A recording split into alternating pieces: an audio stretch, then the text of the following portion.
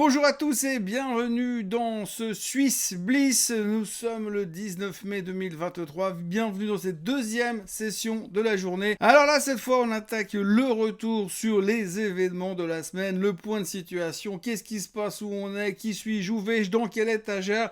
Et franchement, eh bien, cette semaine, malgré une semaine qui a été vachement calme et très tronquée, puisque l'ascension hier, évidemment aujourd'hui, comme je le disais ce matin, je suis tout seul de toute façon devant ma caméra puisque vous êtes tous en week-end pour l'instant, mais grosso modo week-end prolongé pour les Suisses et une grosse partie des Européens, même si les places boursières sont ouvertes. Aux États-Unis, on a travaillé toute la semaine, mais par contre, alors ce qu'il faut retenir, c'est que lundi, mardi et mercredi, c'était quand même plutôt calme parce que évidemment le point d'axe c'était le plafond de la dette et qui semble vouloir trouver une issue dans les jours qui viennent. Quel suspense, c'est insoutenable, mais malheureusement, il n'y a pas grand-chose à dire puisque l'on tourne principalement qu'autour de ça. Les sociétés ont fini de publier leurs résultats, ou presque. Grosso modo, ça ne nous laisse pas grand-chose à nous mettre sous la dent, si ce n'est que de constater que le marché est en train de préparer visiblement un décollage pour aller plus haut. Est-ce justifié? Est-ce nécessaire? Est-ce vrai et correct? Je ne sais pas. Mais en tous les cas, comme on dit que le marché a toujours raison, eh bien, suivons le marché.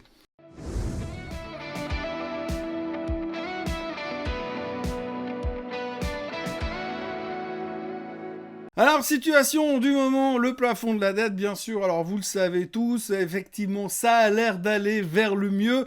Alors, on le savait, puisqu'à 90%, tout le monde est convaincu qu'on trouvera une solution. C'est pas encore fait, bien sûr, ça doit être signé, mais a priori, les négociations vont dans la bonne direction.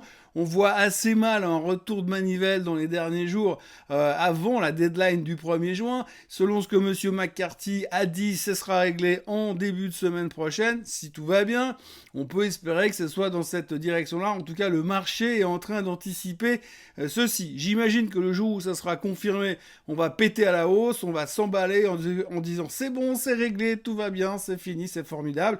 Bon alors d'abord, pour l'instant, d'abord c'est pas signé. Et deuxièmement, ça change pas grand-chose au problème économique, puisque simplement, il n'y aura pas de défaut de paiement. Mais à côté de ça, il y a toujours des risques d'inflation, des risques de récession, un ralentissement économique global qui est en train de se dessiner quand même, la Chine qui ralentit toujours, des problématiques d'emploi qui vont se pointer aux États-Unis inévitablement et probablement ailleurs dans le monde.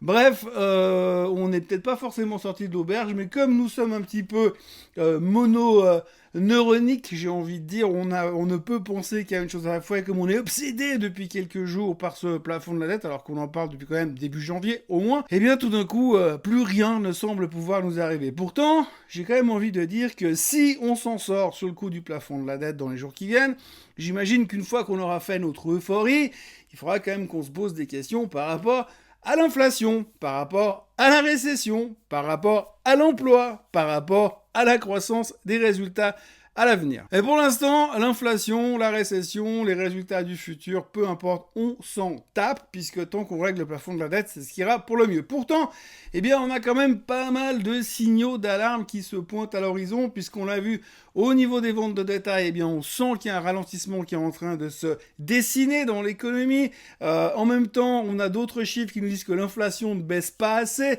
donc c'est pas ce qu'on aimerait voir, hein. Une inflation qui baisse concrètement et fortement, plus un ralentissement massif, on peut à la limite comprendre, mais par contre, cette espèce de ralentissement qui est en train d'être induit, on l'a vu avec les chiffres de Walmart, on l'a vu avec les chiffres de Target, on a vu que l'état du consommateur, on l'a vu avec les ventes de détail cette semaine, eh bien ça peut quand même nous faire un tout petit peu peur à un certain moment, mais encore une fois, pour l'instant, on est protégé par l'histoire du plafond de la dette, mais n'oublions pas ce genre de discussion. Et puis on a eu aussi, durant la semaine, quand même pas mal de banquiers centraux. Alors pour l'instant, on s'en fout, on les écoute plus, pareil, à cause du plafond de la dette.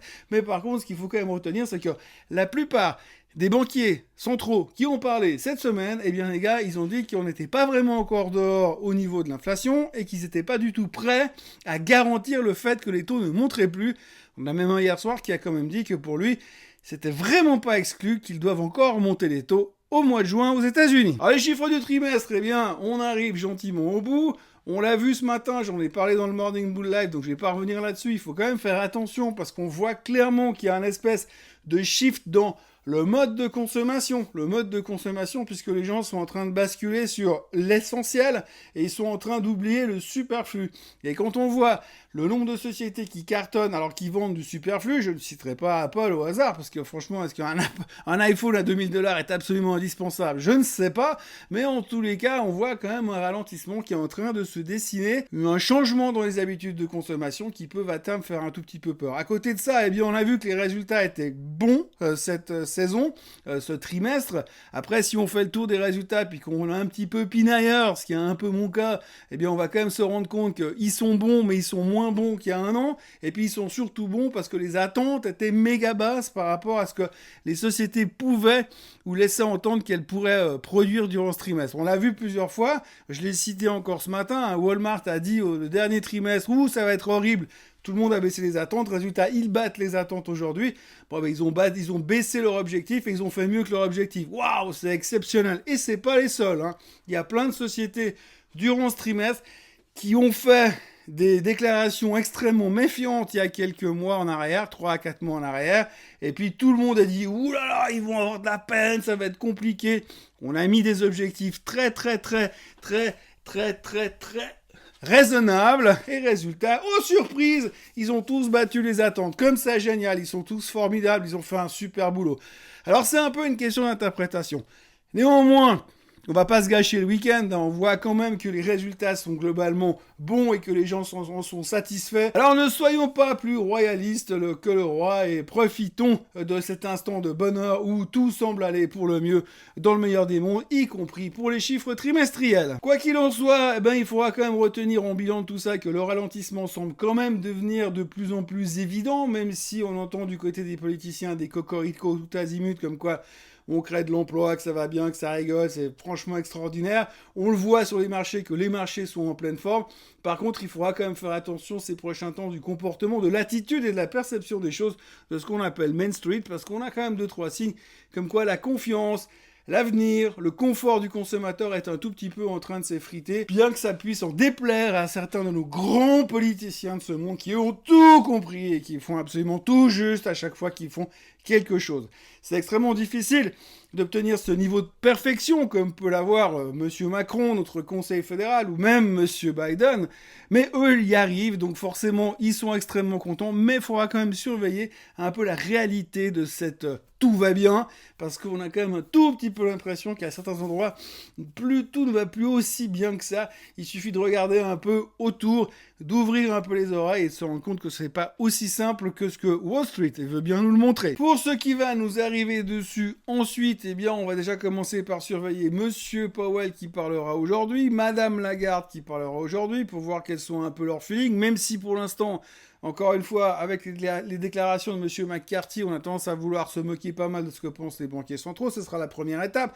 La semaine prochaine, on aura 2-3 publications, dont le PIB allemand, mais surtout, en fin de semaine, on aura le PCE de nouveau aux États-Unis qui nous permettra de voir si ce chiffre de l'inflation, qui est le chiffre de l'inflation le plus regardé par la Fed, peut nous donner des frissons dans le dos ou pas, mais probablement que d'ici là, on aura cassé notre résistance des 4200 sur le S&P 500 et nous serons en bull market, tout va bien. Les performances aujourd'hui, à l'instant même où je vous parle sur la semaine, 8,4% sur les semi-conducteurs, c'est l'euphorie, tout va bien, tout est génial, tout est formidable. Tout le monde upgrade les semi-conducteurs, tout le monde upgrade Nvidia, tout le monde est persuadé que l'intelligence artificielle c'est la solution future pour tous nos problèmes. Comme je vous l'ai dit ce matin, le Nikkei 225 est au plus haut depuis bien longtemps. 4,8% de hausse cette semaine. Il a pété les résistances, pété les 30 000. Tout va bien du côté du Japon et tout le monde est en train de se demander s'il est temps de rentrer sur le Japon. Et il est vrai que pour l'instant, d'un point de vue technique, en tous les cas, on a l'impression que tout est ouvert pour aller chercher bien plus haut. Bien évidemment, le Nasdaq en hausse de 3,29% parce que la tech, c'est la solution. Le DAX s'envole aussi et s'abroge des plus hauts historiques. Là aussi, on devrait casser les records historiques dans les heures ou dans les jours qui viennent. Le S&P 500 en hausse de 1,8% sur la semaine, comme je vous l'ai dit. Normalement, ce vendredi soir, on devrait être aux 4200, en dessus des 4200 pour entrer en territoire de bull market. Là, même le Dow Jones monte, chose qui n'est pas arrivée depuis un bon moment. Et puis autrement, le CAC en hausse de 0,88, mais le CAC était largement en avance depuis le début de la semaine. Le Bitcoin qui ne fout plus rien. Shanghai qui est dans le coma parce qu'on se rend tous compte que l'économie chinoise n'a pas rebondi autant et aussi longtemps que ce qu'on espérait. Et en plus, pour l'instant, la banque centrale chinoise ne vient pas forcément les aider comme tout le monde aimerait le faire. L'Angleterre, ils s'en foutent, ils sont encore en train de fêter le roi. Pour l'instant, 0,16% sur la semaine. L'Ibex en hausse de 0,12%. L'Italie qui ne fait rien. Et la Suisse qui pour l'instant est en baisse de 0,55% sur la semaine. Le Hang Seng en baisse de 1% parce que Alibaba a sorti des chiffres pourris. L'or et l'argent qui sont désintéressants parce que c'est des zones de valeur refuge. Et aujourd'hui, on n'a pas besoin de valeur refuge puisque tout va bien. La performance du SMI sur une semaine, l'UBS qui se réveille, plus 3,4% de hausse sur la semaine. Sonova qui se fait démonter sur ses résultats. On va en reparler dans 2 minutes. Alors Sonova, je crois me souvenir que la semaine dernière, j'avais plus ou moins dit que j'aimais pas jouer les résultats, mais que le graphique me paraissait intéressant. Peut-être que je peux me tromper. Mais en tout cas, je me suis planté comme d'habitude. Ne jamais jouer les résultats. Je devrais me tenir un peu à cette maxime. Novartis qui se prend 3,2%. La raison principale, probablement beaucoup de prise de profit.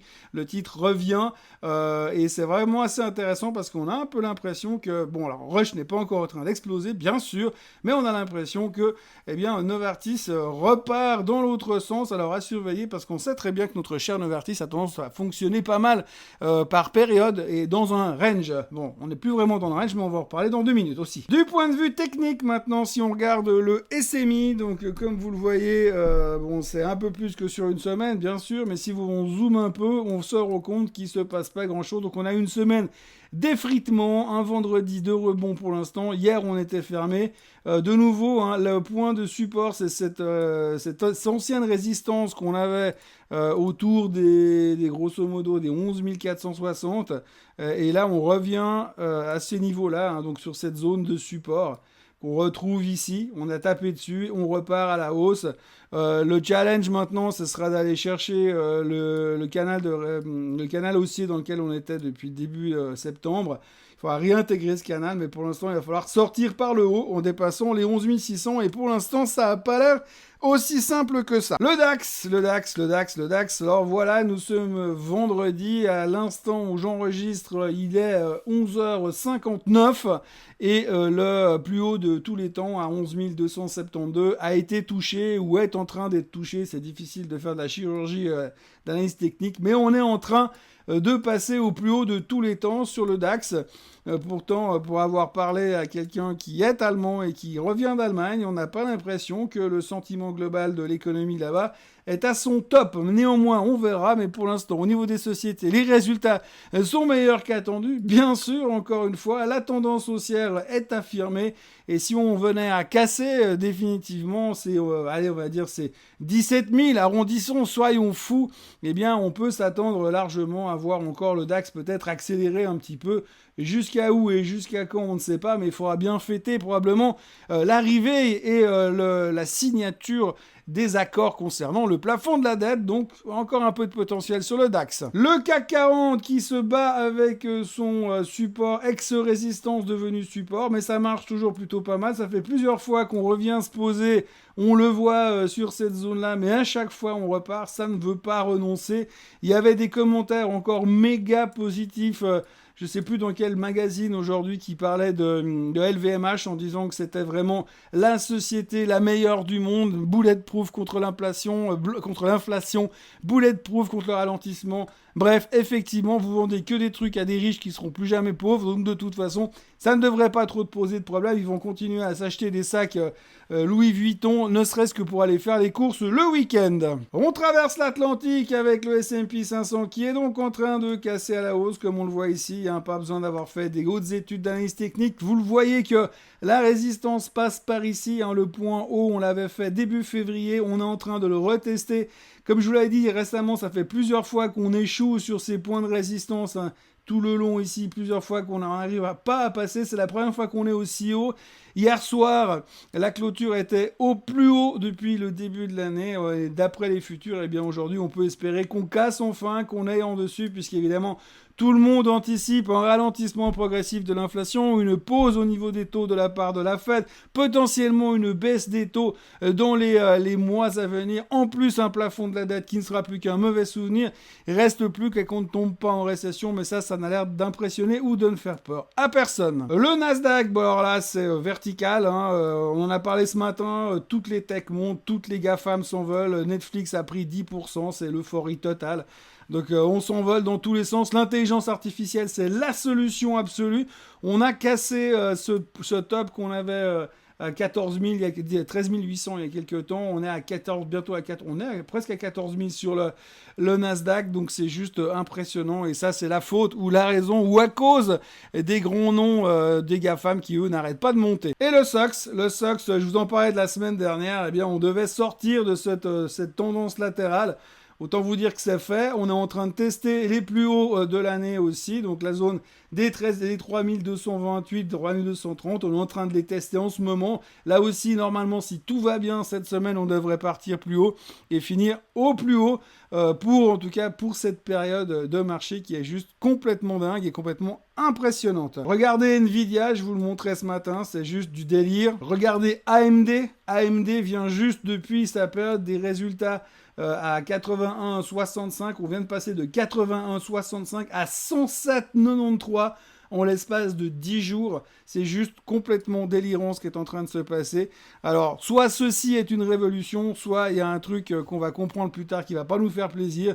Mais pour l'instant, clairement, on a l'air d'être parti pour aller en bull market. Et puis c'est tout. On attaque maintenant les quelques titres de la semaine. Alors je vous dis tout de suite, c'est pas l'euphorie au niveau du choix et au niveau des histoires intéressantes qui sont en train de se passer en Suisse.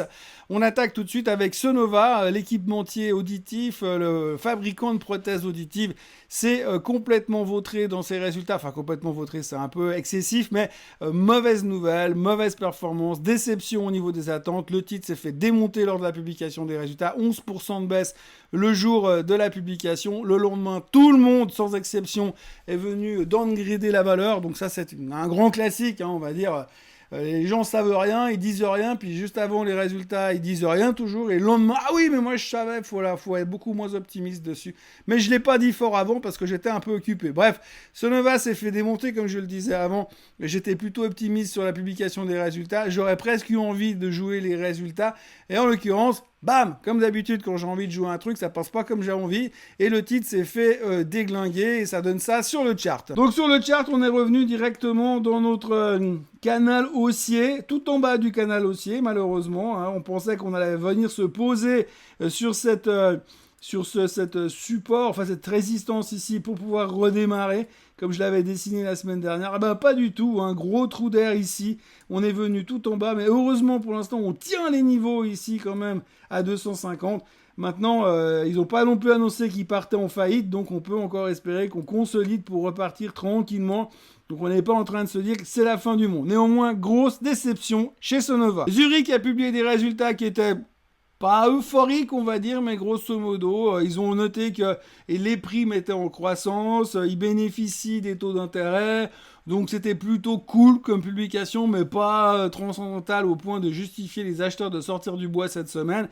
Et résultat, Zurich n'a pas fait grand-chose, elle a même plutôt tendance à s'effriter, mais l'un dans l'autre, ça reste un gros payeur de dividendes qui nous dit que tout va bien, puis il n'y a pas trop de raison de s'exciter. Voilà, on le voit très bien sur les résultats ici, hein, donc la baisse subite ici, et puis derrière on reversal, on reste sur notre tendance plus ou moins haussière. Voilà, franchement, dans le sens plus ennuyant, il n'y a pas, mais on voit que les gens essaient de la faire casser, mais l'un dans l'autre, il n'y a pas de raison de vouloir taper dessus. Perso, dans mes portefeuilles modèles, ça reste une valeur qui pour moi est un payeur de dividendes et que personne ne vous reprochera jamais d'avoir dans vos portefeuilles. Et je vais terminer avec quelques graphiques sans forcément de grandes nouvelles. Vous voyez Novartis qui s'est fait éclater hier. sans grande raison pour ce que j'ai vu, mis à part peut-être 2-3 bricoles au niveau des autorisations des médicaments. Donc on voit clairement que que le titre est en train de faire son top pour l'instant. Si on regarde plus loin, on voit que Novartis est un gros spécialiste de traiter dans le range. Vous voyez, dès qu'on sort un peu par la hausse, à un moment donné, on se dégonfle. J'ai pas envie de dire qu'on va retourner beaucoup plus bas, mais si on venait à retester cette ancienne résistance ici, qui maintenant est un support, on peut envisager un retour sur les 86. Première étape, c'est de jouer le rebond des 86. Et si ça casse, par contre, il faudra couper. Et là, il y a une forte chance qu'on vienne rechercher de nouveau l'éternel range dans la zone des 75. Mais pour l'instant, on va déjà surveiller les 86 sur Novartis. Et on en reparlera. Et pendant que Novartis, qui a été le leader de ces derniers temps, semble peu marquer le pas, on notera le rebond, mais le bon comportement de Roche. Alors cette semaine, alors que tout baissait, on a Roche qui consolide, qui continue sa bonne avancée. Alors c'est pas l'euphorie, on n'est pas en train de parler de Nvidia ou de AMD, mais le bon Roche suit son bonhomme de chemin. Il va forcément faire des petits pas en arrière ces prochains temps, mais ça se construit gentiment. Et puis alors moi, il y a un truc que j'aime beaucoup. Alors on va pas s'emballer non plus, c'est pas le truc qui va nous faire arrêter de bosser à la fin de l'année. La moyenne mobile des 50 jours est en train de repartir, ce qui veut dire qu'à un moment donné, on va avoir les deux moyennes mobiles qui vont se recroiser et on va avoir notre signal d'achat comme on avait eu notre signal de vente à ce moment-là. Et donc, on peut espérer une reconstruction du bon rush. Et comme je le dis tout le temps, de toute façon, je sais qu'un jour, le bon rush retournera ici. Si on veut regarder les titres en général, on peut aussi parler d'UBS Group. Alors, on voit qu'on a tapé la moyenne mobile des 200 jours sur l'UBS. On est revenu ici, comme on l'a fait plusieurs fois, et on repart de nouveau à la hausse. Alors, la raison, difficile de dire, il y a eu des articles qui ont été publiés comme quoi, effectivement, le rachat à bon marché du Crédit Suisse était quand même un deal hyper relutif et que ça se récupérera un jour. Bon, il n'y a pas trop de quoi s'exciter. Je dois dire que pour l'instant, je vous le montre parce qu'il faut un peu faire du remplissage en cette fin de semaine un peu calme. Mais franchement, il n'y a pas grand-chose à dire ou à voir sur l'UBS. Et puis, on terminera avec Nestlé qui, encore une fois, a échoué sur sa résistance dans cette espèce de canal haussier qu'il est en train de construire. Donc, on peut...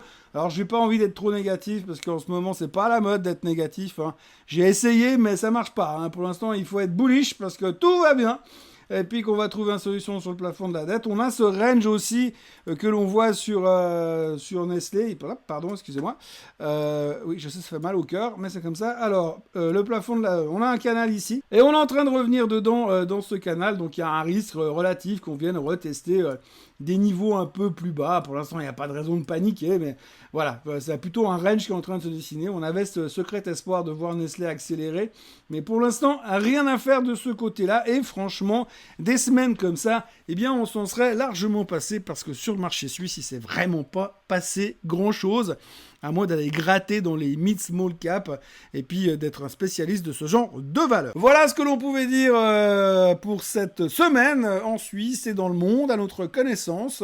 Les marchés ont donc vécu une semaine tronquée, une semaine hésitante, mais à la fin de la semaine, la lumière semble parmi nous et il semblerait en tous les cas que nous soyons prêts à aller chercher bien plus haut, en tous les cas avec le DAX prêt à casser à la hausse, avec le S&P prêt à casser la hausse. Il ne faudrait pas qu'il y ait de mauvaises nouvelles, mais en même temps, on a l'impression que les mauvaises nouvelles, on s'en fout. Et par contre, on maximise tout ce qui pourrait nous laisser espérer sur le plafond de la dette. On en reparlera bien sûr la semaine prochaine, parce que le scénario ne s'arrête pas là. L'épisode ne se termine pas comme ça. La date butoir du plafond de la dette et du risque de défaut, ce sera le 1er juin. Ça devrait être signé dans les jours à venir, mais rien n'est fait.